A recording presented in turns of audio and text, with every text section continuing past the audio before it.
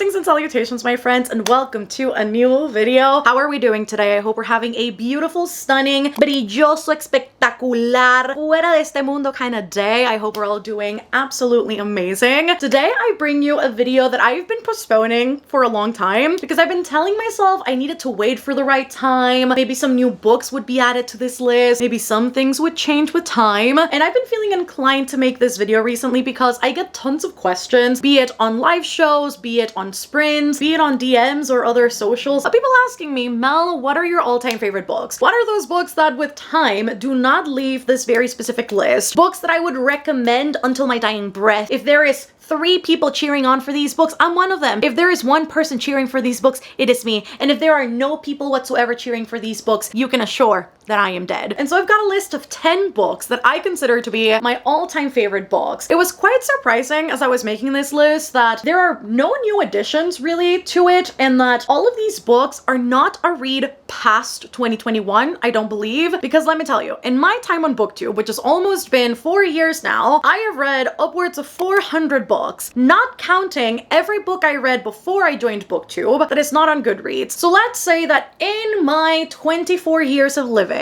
Mel has read around 500 books, maybe a little bit more than that. That is not including fanfiction. I've read lots of that too. And yet, it is very hard for new 5-star reads to make it into this list. When I think about these books, I think of a read that made me sob my eyes out, a book that gave me an existential crisis, a book that made me re-question my existence, a book that I couldn't stop thinking about, thank you, motorcycle, after I finished it. What are those books that I just simply, many years in the future, have not been able to stop thinking about? And I think I've got a great list. I think it's been a pretty infallible list from the beginning. Damas y caballeros, welcome to my favorite books of all time video. This book has been on my favorites list since 2020. That just about tells you how good this book is because it has not moved from one of my favorite books of all time in 4 years now. This also made me fall in love with the author's writing, made me fall in love with verse books, and then in turn made this author basically an auto-buy for me regardless of what they're putting out. That is The Poet X by Elizabeth Acevedo. This book is so good. I always say it, if you guys want a really great audiobook, if you guys want a really good book in verse, and if you want a really good book that speaks on Latinidad, growing up in a Latin household with very strict parents, particularly somebody who is very religious as the matriarch of the household, how that can affect your bringing up, and how exactly do you find your voice in the midst of all of that while staying true to who you are and how your family raised you. This is the book for all of those things. We follow Xiomara, who grew up again in a very religious household. Her mom is very, very strict, has basically relayed a lot of lessons that her mom expects Xiomara to follow kind of to a T, but Xiomara, being a high schooler, obviously has got opinions of her own, has a different path that she wants to pursue, and she finds that the only way to really make her voice be heard is through slam poetry, something that her mom is very, very against. And when she receives an invitation for a slam poetry competition, she is willing to risk it all in order to not only compete, but to make sure that her voice once and for all is heard. It was such a heartfelt, emotional read for me. I think there were loads of aspects that I related to in Xiomara's journey, not only in terms of her upbringing, but also in terms of her relationship with her parents and how that exactly has impacted a lot of her psyche, a lot of how she goes about daily living. And so all of those aspects about this book I absolutely adored, and I have found that nothing really comes close to it. And then on top of that, when you mix in Elizabeth Acevedo's narration skills, because I did listen to this audiobook, I think it makes it an even more emotional journey, on top of the fact that it's already verse, so you already know that poetic, purple prosy tone to it is going to make it hit even harder. And so the combination of thematics and the combination of Xiomara's journey with the writing style, it just all kind of merged and came together into the best experience for me. And so still to this day, The Poet X is a favorite. I don't think that will ever change. There are so many passages obviously that I have highlighted, and let's do something. Let me read a few to you so that I can convince you of how great this book is, because I know it, but you may not. Pero tú no eres fácil is a phrase I've heard my whole life. When I come home with my knuckles scraped up, pero tú no eres fácil. When I don't wash the dishes quickly enough, or when I forget to scrub the tub, pero tú no eres fácil. Sometimes it's a good thing when I do well on an exam, or the rare time I get an award, pero tú no eres fácil. When my mother's pregnancy was difficult and it was all because of me, because I was turned around and they thought that I would die, or worse, that I would kill her. So they held a prayer circle at church, and even Father Sean showed up at the emergency room. Father Sean, who held my mother's hand as she labored me into the world. And Papi paced behind the doctor, who said this was the most difficult birth she had been a part of. But instead of dying, I came out wailing, waving my tiny fists, and the first thing Papi said, the first words I ever heard, pero tú no eres fácil. You sure ain't an easy one. I need y'all to read this book, please and thank you. I just absolutely lose my mind every time I think about the Poet X. I find that even beyond those Latin aspects, there is so much to relate to on like a womanhood level. So the Poet X is just absolutely phenomenal. Like every time I scroll through this, there's something different. Next up is a book that when I started reading, I don't think I ever thought this would become an all-time favorite for me. In fact, as I was reading it, I think I was continuously surprised at the fact that I was enjoying it and that it made me care for things that I typically wouldn't on a reading experience. Even on a watching experience, like the elements that this book contains are not things that I typically gravitate toward, except the main component, but everything surrounding it is so far out of what I typically consume that it made for a very surprising reading experience. And that is A Discovery of Witches by Deborah Harkness. So we follow our main character Diana, who is a witch, yet she doesn't want to be a witch. She denounces it on a daily basis. She keeps that part of herself very alienated from her everyday life. In fact, she lives her everyday life as a scholar at Oxford, and she spends her days in the Bodleian Library performing her research, and it is there that she stumbles upon the catalyst of the story. She ends up finding an ancient text that everybody's been trying to find for years and years, and yet nobody has been able to. In fact, the book seems to only respond to her, and that is the Ashmole 782.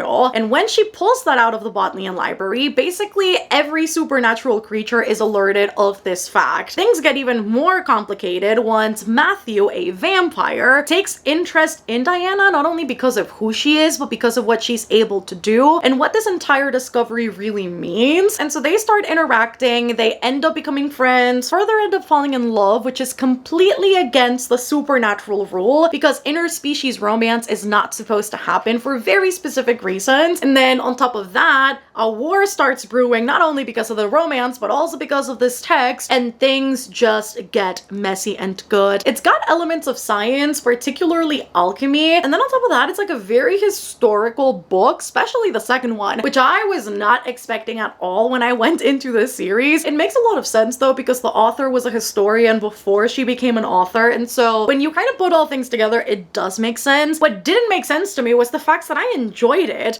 If you guys know anything about me, don't really love historical fiction, historical fantasy. It's not something I prefer to consume in my fiction. I would rather watch a documentary, read an article, read like a proper historical text rather than get it through my fiction. But there were loads of things in here that I was absolutely fascinated by that otherwise maybe I wouldn't have known, wouldn't have found out. And so it made for a really, really great experience. On top of the fact that the romance between Diana and Matthew is absolutely juicy and good. It's not spicy in any way, shape, or form, but I think it's that tension, it's that angst, it's that absolute palpable chemistry between these two that I absolutely adored. And the connection between them doesn't seem or come across as surface level, and it isn't. We definitely take a while to get to a lot of the strengthened parts of their relationship, which I really loved. And so overall, A Discovery of Witches made for a really great journey for me. Obviously, the book is annotated. I had a great time. I still need to finish the second book, but we're gonna get there. It's everything, and the TV show was also really good. I know a lot of people hated it, but I loved it. Going for a wholesome one next, Heartstopper by Alice Oseman. This is definitely a graphic novel series that took me by storm, took me by surprise, fell in love with it. Nothing has really changed. I think the adaptation is the most wonderful adaptation I have probably seen to date, and the way that this graphic novel mixes the best elements of queerness and mental health and talks about chronic illnesses and everyday life and being true to yourself in every aspect. I think Alice Oseman Oseman has nailed this time and time again. It's a series that only gets better with time. Like with the most recent volumes, there are volumes that I read and I go, oh, this one's my new favorite.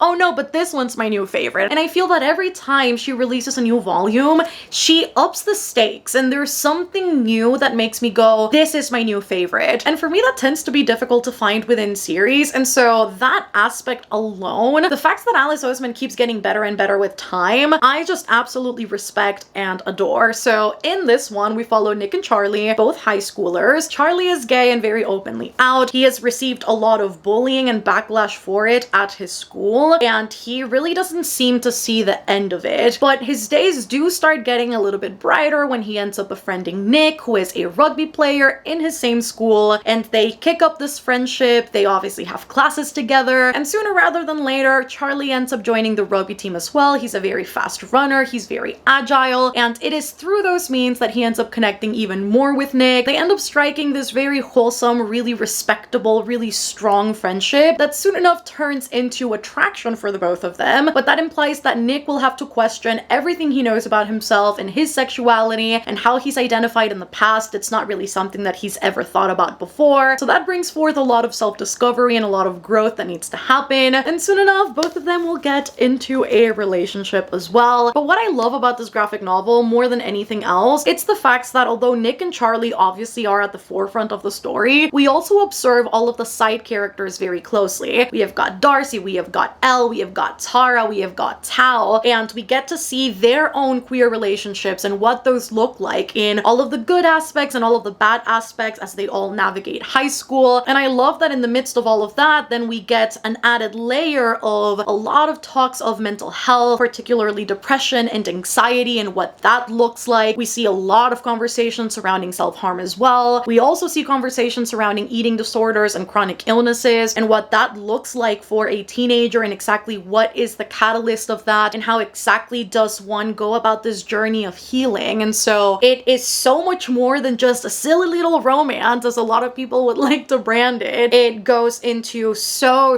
many amazingly handled and navigated conversations that have touched me in ways that I cannot even begin to explain. I think Heartstopper was one of those first few bits of literature that I read that has amazing depictions of an eating disorder, getting diagnosed with it, working past it, what it looks like to have a good ecosystem around you that will actually actively support you through this journey, what anxiety that brings forth and how that affects your entire daily life outside of how you interact with yourself and your body, but also how that interacts with other people. As somebody who has dealt with all of those things herself, I find that to be coincidentally enough one of my favorite aspects of Heartstopper, which I feel maybe you wouldn't hear typically, but I think Alice Oseman navigates all of that with such grace and such love and such respect that I can't help but return that back to the author. And so Heartstopper, absolute favorite, love it so much. Read it.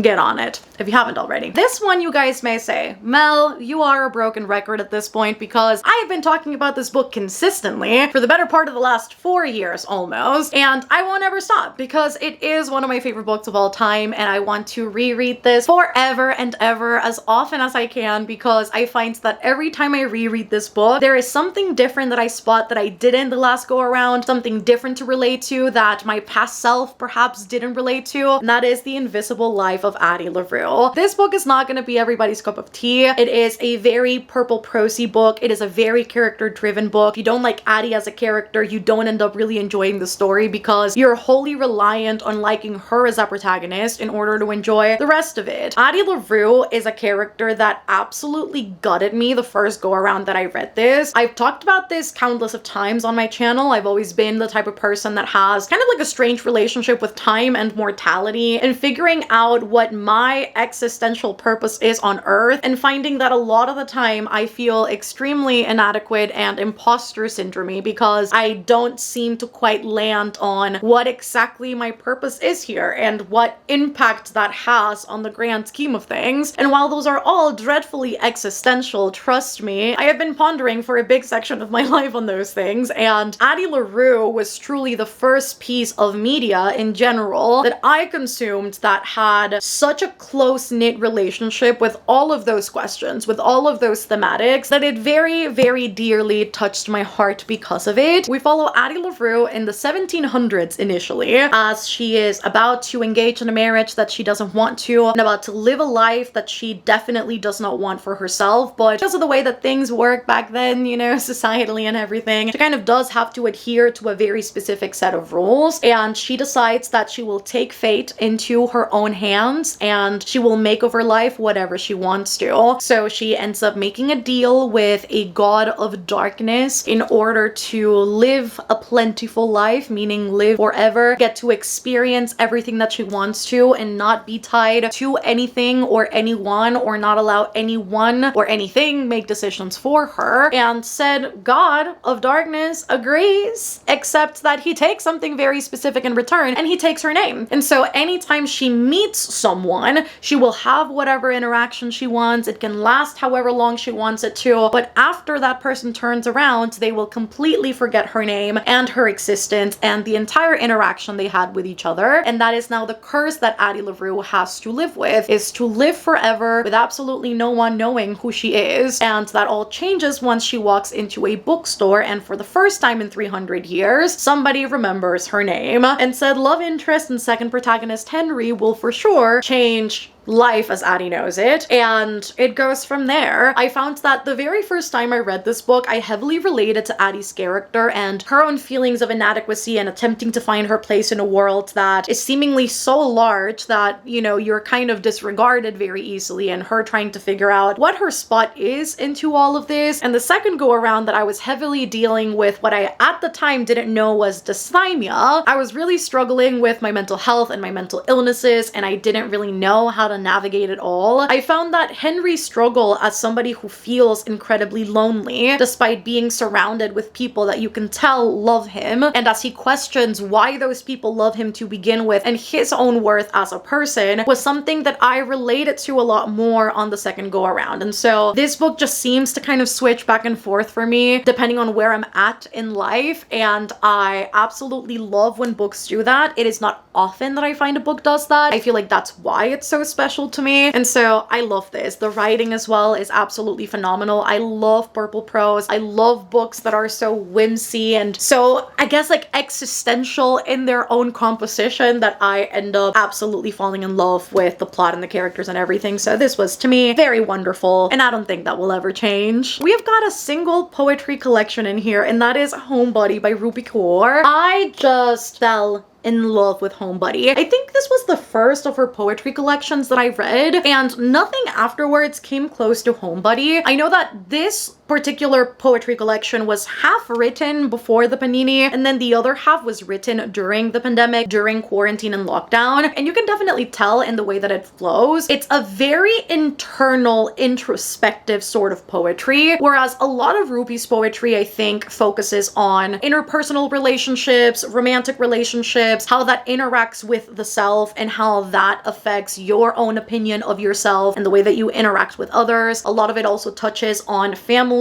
and generational either trauma or generational growth. This, while it does have components of it, I think mostly focuses on yourself, how you perceive yourself, how you walk daily life, how you interact with every aspect of your life. And the introspection happens in almost timelines, so past, present, the potential future. I think you can tell in a lot of the poems that it's that sort of introspection that happens when you are very isolated from the world and when you are very much by yourself. A lot of those thoughts and kind of narratives that come up when you are feeling very lonely and when you're feeling very existential as well in trying to figure out who you are in the grand scheme of things. And I think that's maybe why I connected so deeply to this. It felt almost like the experience I was having during the quarantine in questioning everything about myself, about my job, about my relationship with my family, with myself, just absolutely everything that encompassed my life was also talked about here in ways that I wasn't seeing many other people having that conversation. And so I definitely fell in love with it, I think, because of all of that. I have this productivity anxiety that everyone else is working harder than me, and I'm going to be left behind because I'm not working fast enough, long enough, and I'm wasting my time, I don't sit down to have breakfast. I take it to go. I call my mother when I'm free, otherwise it takes too long to have a conversation. I put off everything that won't bring me closer to my dreams, as if the things I'm putting off are not the dreams themselves. Isn't the dream that I have a mother to call and a table to eat breakfast at? Instead, I'm lost in the sick need to optimize every hour of my day. So I'm improving in some way, making money in some way, advancing my career in some way, because that's what it takes to be successful, right? I excavate my life, package it up, sell it to the world, and when they ask for more, I dig through bones trying to write poems. Capitalism got inside my head and made me think my only value is how much I produce for people to consume. Capitalism got inside my head and made me think I am of worth as long as I am working. I learned impatience from it. I learned self-doubt from it. Learned to plant seeds in the ground and expect flowers the next day. But magic doesn't work like that. Magic doesn't happen because I have figured out how to pack more work in a day. Magic moves by the laws of nature, and nature has its own clock. Magic happens when we play, when we escape, daydream, and imagine. That's where everything with the power to fulfill us is waiting on its knees for us. I think it was that poem alone that made me lose my goddamn mind as I was reading this. I feel like my specific circumstances in finding a job that has lasted this long during the pandemic and being my own boss and setting my own hours and having absolutely no work-life balance because I had nothing else to do but work. I had never worked this tirelessly before. I didn't really know when the stopping point was, where was the limit for myself, and I find that a lot of what Ruby talks in here is exactly that. And so for that and many other reasons annotated in here, I really loved Homebody, and it's an all-time favorite because of it. You guys already know, if you have been here for a while,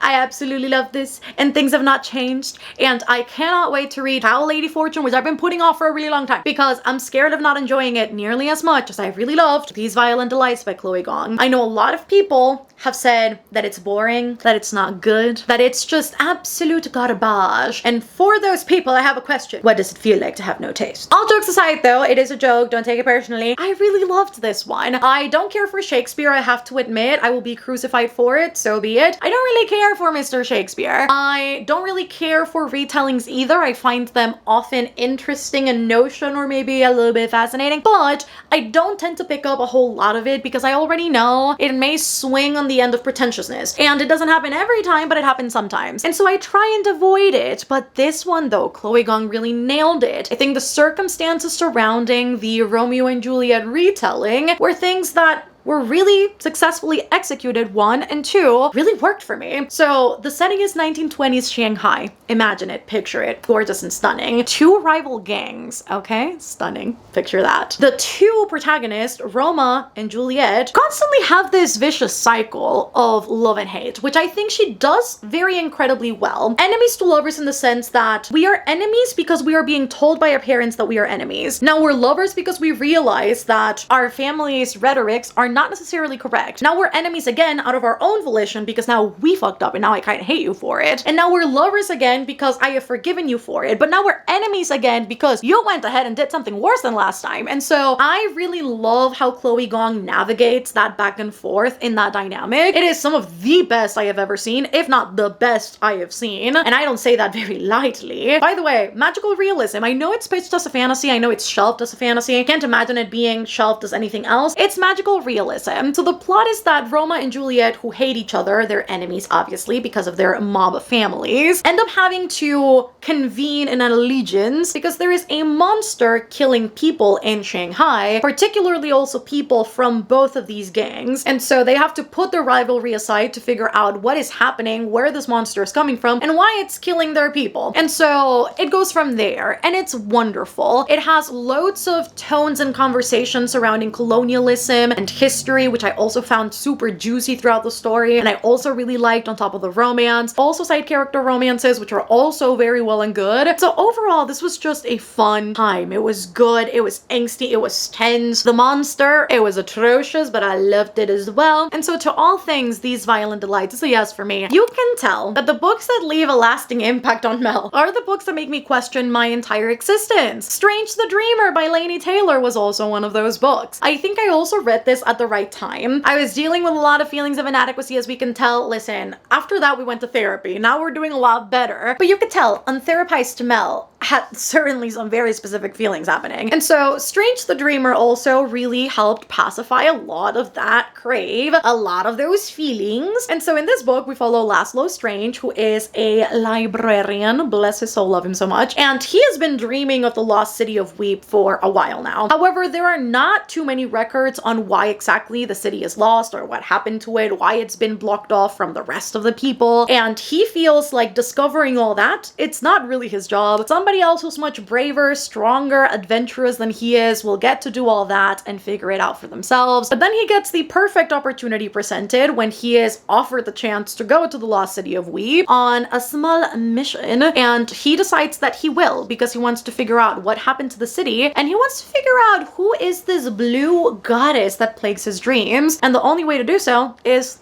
going. And he won't pass up that chance, so he'll go. And Laszlo is also a character that feels very inadequate a lot of the time. He feels like he doesn't really belong anywhere, and he doesn't really understand his purpose on Earth and what he's supposed to be doing with his self and with his time. And as he continues to figure it out throughout the series, and he comes to his own, and he falls in love and meets people that he never really thought he would, and as he owns his strength and all that he is, it was such an empowering thing to read about. Like, strangely enough, it was just so damn good. And then on top of that, the book is also very lyrical, very purple prosy, which I absolutely loved. Laini Taylor in this specific duology just has a way of writing things and bringing up plot lines and plot twists that absolutely made me fall in love with it. I read Daughter of Smoke and Bone after I read this in the hopes that I would love it equally as much. I did not. No matter. I love Strange the Dreamer, and if this is the only Laini Taylor thing I'll love for the rest of my life, then so be it. I am okay with it. This is the hill I will die on. This is the crux I bear. It's fine. In fact, let me read to you a quote from Strange the Dreamer. On the second Sabbath of 12th moon, in the city of Weep, a girl fell from the sky. Her skin was blue, her blood was red. She broke over an iron gate, crimping it on impact, and there she hung, impossibly arched, graceful as a temple dancer, swooning on a lover's arm. They would say she hadn't shed blood, but wept it.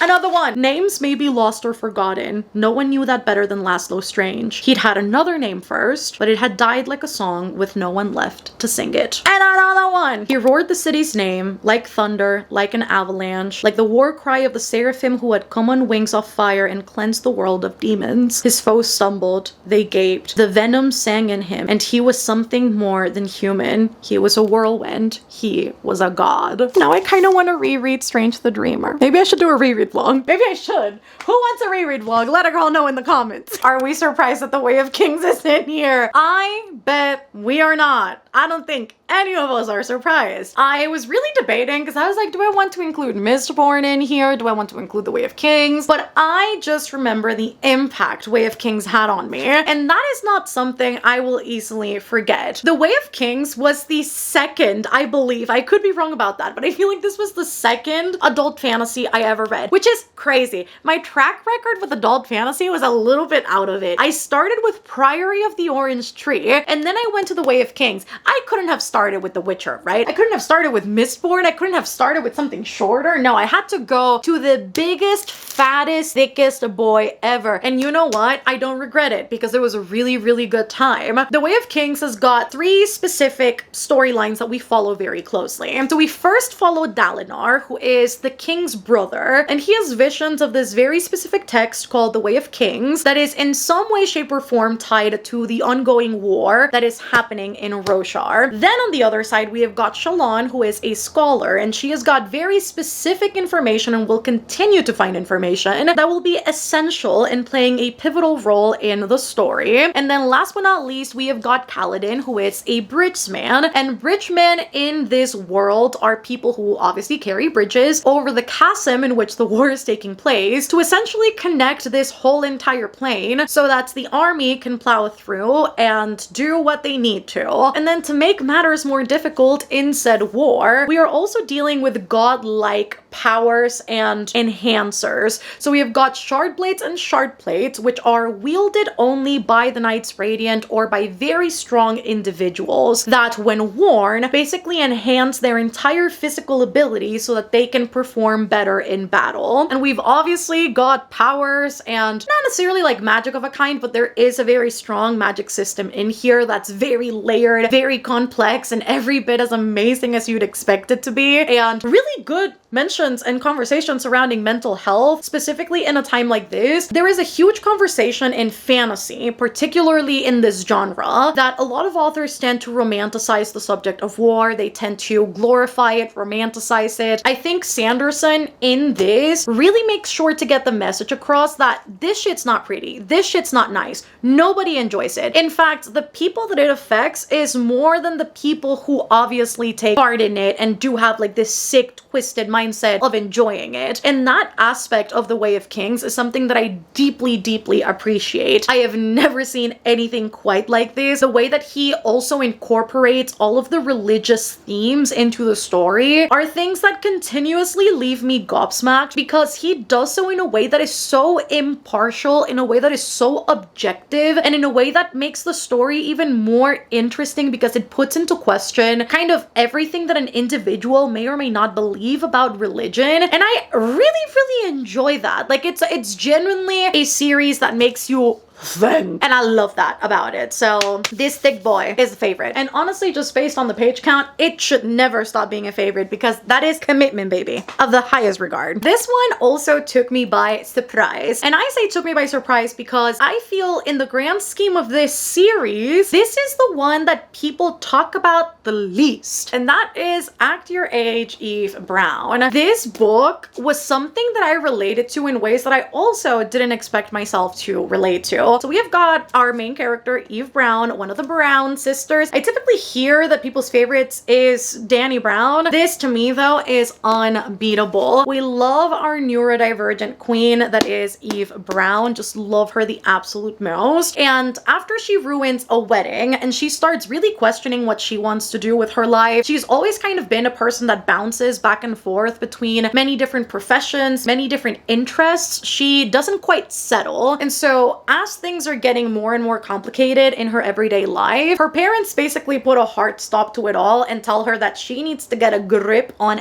everything. Otherwise, it's over for Eve Brown. And in the midst of all this, she ends up running over a bed and breakfast owner where she wants a potential job at. Then she gets hired, but then things get a little bit complicated when she ends up developing an attraction for Mr. Jacob, and things go from there. It's obviously a romance book, such a good one. I really loved Eve as a main character. I heavily relate on the aspect of bouncing from thing to thing and attempting to find something that works and not really knowing what that is for you. I think there is such a pressure, obviously, societally, if we will.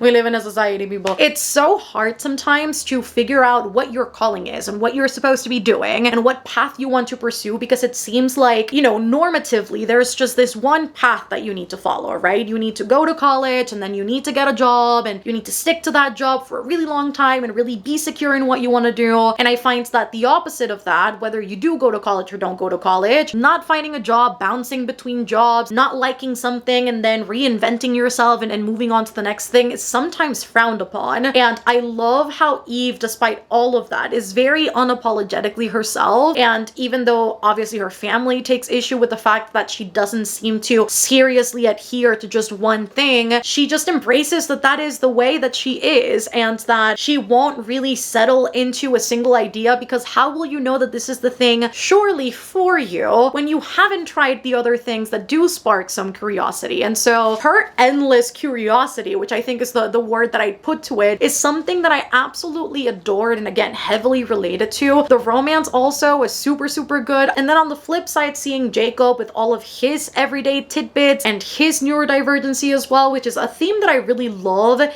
in Talia Hibbert's books is that inclusion of neurodivergency and depicting it in a way that comes across and is realistic. I just absolutely love that. And seeing these two people connect in their very own, like, distinct, unique way was something that I absolutely adored. Nothing beats it. And I, although have read many other romance books that I've related to, I think by far, I think of the time when I read this book, I think of that affinity that I had to Eve Brown, and it's just unbeatable. And last but certainly not least, we have got our very last book, our 10th book for this video, friends. Middlegame by Seanan McGuire. Are we surprised that this book is in here? I think not, because this book also took me by storm. I really adored it in ways that I wasn't sure I would. I had heard people say how amazing this book was, but I feel it's one of those books that you either love it or you hate it. There is rarely an in-between of, oh, I gave it 3 stars. Oh, I gave it a 2.5. Oh, I gave it a 3 star. I've seen 1 and 5 stars, baby. I have not seen anything else under this sun. And so this to me is a very kind of polarizing read, but one that I really loved. It's also unique, but it also has like this overlap with the discovery of witches with the theme of alchemy. Maybe I enjoy alchemy. I don't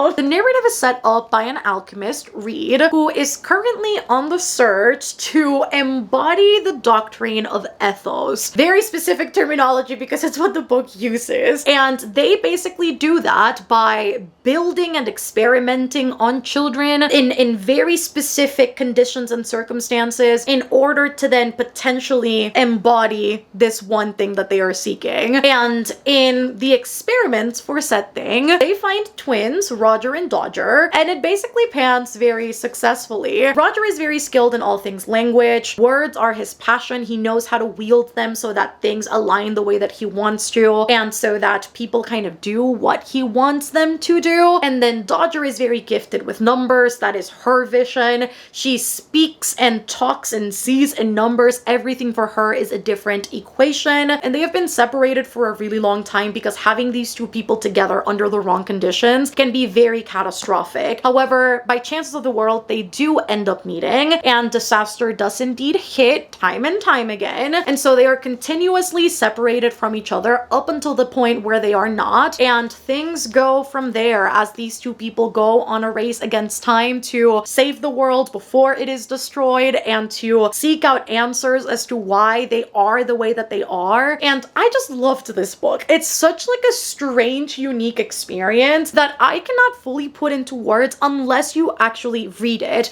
I do want to reread this at some point in time because this was one of the most unique and yet amazing reading experiences I've ever had. Also purple prosy, also lyrical. Again, you can see a theme across the books that I do enjoy, and this was obviously no different. Seanan McGuire has this level of imagination that I cannot even begin to put into words, that I cannot even begin to comprehend. Like, I can't imagine what it's like to sit down on a couch and go, this is my next book. Like, how do you get there? It's just so amazing. I have never read anything like this. Will probably never in the future. And so I love this. I love this a lot. Also gave me an existential crisis. Cried many times reading this. It's such an amazing book. Read it. Get on it. And that is it for today, friends. Those are all of my all-time favorite books. See them, love them, take a screenshot so that you never forget what Mel loves, okay? And also, if you want to read any of these, I heavily encourage you to because they're really good books. And I would like to say that I've got superior book taste. You didn't hear it here. You didn't hear it from me because we're humble or whatever. But for realsies though, great book taste. You might have heard it here first. If you did enjoy this video though, all jokes aside, do give it a thumbs up down below. Comment down below what are your favorite books of all time. And also let a girl know if you guessed any of these. I really want to know if you guys had maybe other titles in mind that you thought I would include here that I didn't. Do let a girl know all of that down in the comments. Have you read any of these books? What did you think? Did you love these as well? If you didn't, tell me, but also do so gently because it may just hurt. There are obviously other books that I thought of that I could have included on this list. So I do think there could be the potential of a part 2 in the future because there are other books that I look at that I go, like you're an honorary mention and also kind of like an all-time favorite. Like I would recommend it all the time. But when I think of like what are the staples, these are for sure the ones. But if you reach the very end of the video, let us leave a fire emoji for Middlegame. Why don't we? Don't forget to subscribe if you haven't done so already for more content content like this. And if you'd like to support the channel further, I definitely always appreciate it. You guys don't have to, but it's always a great way to help things run smoothly, from getting equipment to getting books for videos to having everything on deck and in order for the channel to run as best as it can. I do have a Patreon linked down below, always there in case you guys want to pledge and join and support. I definitely always appreciate it and I never take it for granted, so it's there if you guys want it. There are tons of benefits that you get back in return for pledging and for supporting the channel, from extra videos to early access with no ads, all the way to sprints and movie nights and game nights and a Discord server and 2 book clubs, so the activities are a plenty. I love you guys so much, and I will see you on the next one.